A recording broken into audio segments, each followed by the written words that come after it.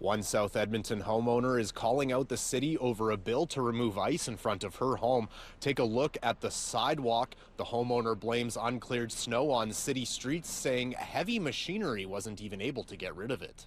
And so when we get the warmer weathers and everything thaws, the water collects on the sidewalk and quarter way up my driveway. Heather Flandra has lived in the South Edmonton Ellerslie neighborhood for over a decade. With daytime highs above freezing earlier this month and expected this week, that's creating issues for Flandra. Melting snow from windrows and the street pools up in her driveway and then freezes overnight, despite her efforts to salt, sand, and clear the ice, saying nearby city-maintained drains are blocked. Tried to chip the ice out. Whatever you chipped out just instantly filled in with water and froze again. And most of it couldn't be chipped out because it was 4 inches thick. Now Flandra is in a fight with the city of Edmonton over a bill for almost $200 she received last winter to send a skid steer to remove the ice in front of her home. And the skid steer couldn't clear the ice. So I'm not sure how they expect you to do it by hand if they can't do it with a heavy piece of equipment. Snow and ice removal continues to dominate questions for councillors at City Hall, with debate later this week. Councillor Aaron Paquette says Edmontonians need to have a discussion about how much they're willing to pay for better snow and ice clearing.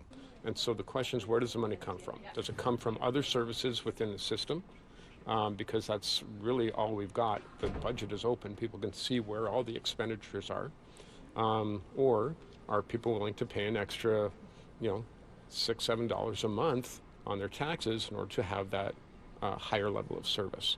I reached out to the councillor for the area, who said in a statement that snow and ice enforcement is based on 311 and community complaints, adding in part, quote, "We all have a role to play in making sure our winter city remains accessible for everyone. And I know and see that residents are doing their best, whether a problem is being identified on public city land or a sidewalk neighboring a home. Our main focus is always public safety. City policy says all homeowners should get their sidewalks down to bare pavement, and you can report plugged drains to 311. In the meantime, Flandra isn't giving up her battle over the bill with the city. And I will also be talking to the city's legal department and seeing where I get with that, because I'm not really into being bullied.